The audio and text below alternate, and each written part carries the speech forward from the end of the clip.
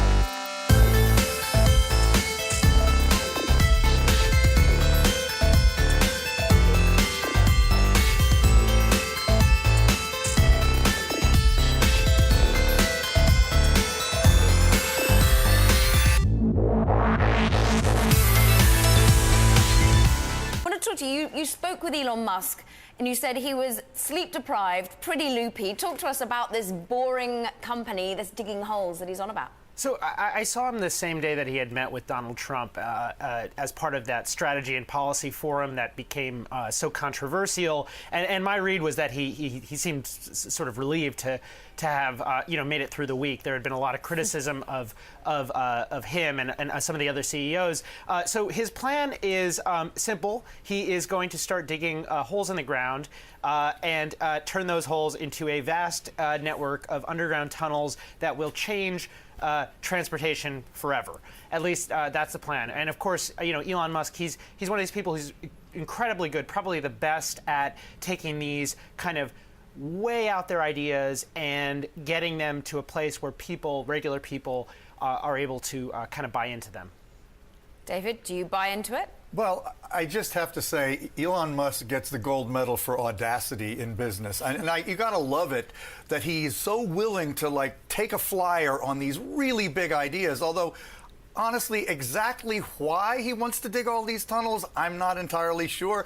Max's story was terrific, as you said, but it didn't fully answer the question of why. So I can pick that up as best I can anyway. I mean, so as people maybe know, he's been talking about this plan to create this high-speed rail system called a Hyperloop. He sort of open sourced these plans and has kind of been encouraging other people to create Hyperloop pods. My read on this is that the tunnel thing is partly an outgrowth of that. The Hyperloop, if it were to happen, if a super high-speed rail system were to happen, it would require lots and lots of tunnels, because once a train is going, 500 miles an hour or 700 miles per hour, it can't make a lot of turns. So you need some tunneling, and therefore, somebody's got to do those tunnels. So why not Elon Musk? I think another reason for why is there's an opportunity with respect to just like general sort of lack of innovation in construction and in tunneling. Elon Musk, one of his strengths is taking kind of existing technologies and figuring out how to do them cheaper and more efficiently with some great branding. I mean, you look at, obviously there's a lot of innovation at Tesla and SpaceX, but the core of those businesses was not creating lots of new technology. It was sort of integrating that technology and marketing it in a really smart way. But Max, if I could ask you, of course, there's possibly a lot of reason why we might want more tunnels. I love that. I mean, if we do have an infrastructure boom because of President Trump, maybe. The Hyperloop's fascinating idea, which interestingly, Musk up till now hasn't really personally committed to. It's been developed by others. But what is it that he's going to be able to do differently with tunneling? I mean, he's buying an old traditional tunneling machine based on your story. Where's the innovation going to come, do you think? I talked to some tunneling experts for this, and kind of the upshot is I expected that they would laugh at it, and they're not laughing at it. They're taking it seriously. Now that might be because Elon Musk is a billionaire. Maybe they just sort of it's to their advantage to take it seriously.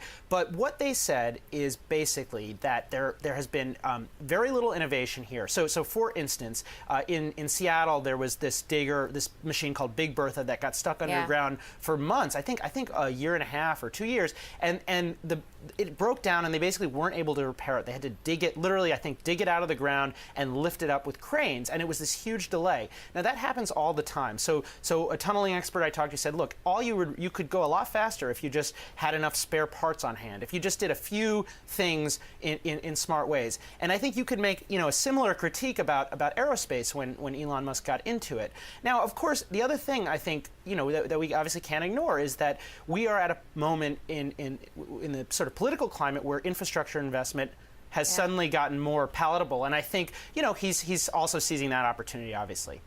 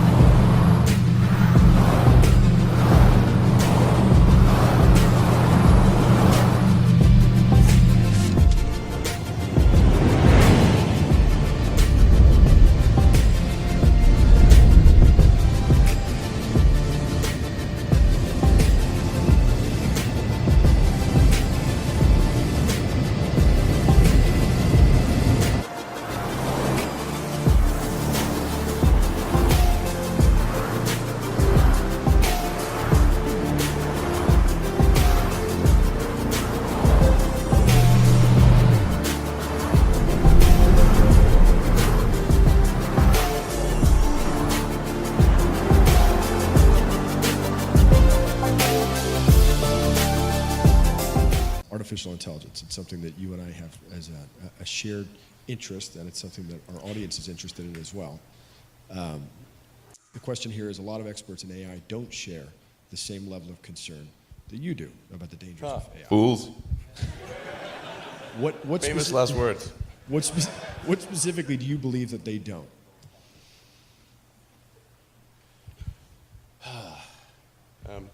Well, the biggest issue I see with so-called AI experts is that they think they know more than they do. And they think they're smarter than they actually are. In general, we are all much smarter than we think we are. but much less smart, dumber than we think we are, by a lot. So this tends to plague smart people. They just can't. They define themselves by their intelligence, and they don't like the idea that a machine could be way smarter than them. So they discount the idea, which is fundamentally flawed. That's the wishful thinking situation. I'm really quite close to. I'm very close to the cutting edge in AI, and it scares the hell out of me. It's capable of vastly more than almost anyone knows, and the rate of improvement is exponential. You can see this in things like AlphaGo, which went from, in the span of maybe 6 to 9 months, it went from being unable to beat even a reasonably good Go player to then beating the European world champion, who was ranked 600, then beating Lisa Doll 4-5, who had been world champion for many years, then beating the current world champion, then beating everyone while playing simultaneously. Then there was AlphaZero, which crushed AlphaGo 100-0. And AlphaZero just learned by playing itself, and it can play basically any game that you put the rules in for. Whatever rules you give it, it literally read the rules, play the game, and be superhuman for any game.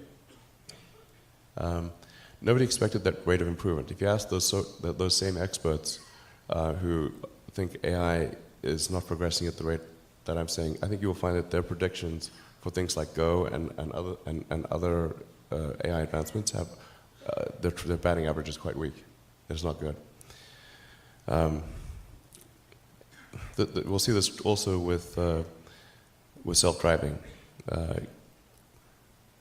I think probably by end of next year, self-driving will encompass essentially all modes of driving and be at least 100 to 200% safer than a person by the end of next year. We're talking like maybe 18 months from now. NHTSA did a study on Tesla's Autopilot version 1, which is relatively primitive, and found that it was a 45% reduction in highway accidents. And that's despite Autopilot 1 being just version 1. Version 2, I think, will be at least 2 or 3 times better. That's the current version that's running right now. So the rate of improvement is really dramatic. We have to figure out some way to ensure that the advent of digital superintelligence is one which is symbiotic with humanity. I think that's the single biggest existential crisis that we face, and the most pressing one. And how do we do that? I mean, if we take it that it's inevitable at this point, that some version of AI is coming down the line, how do we steer through that? Well, I'm not normally an advocate of regulation and oversight. I mean, I think one should generally err on the side of minimizing those things. But this is a case where you have a very serious danger to the public. And so therefore, there needs to be a public body that has insight and then oversight to confirm that everyone is developing AI safely. This is extremely important. I think the danger of AI is much greater than the danger of nuclear warheads by a lot.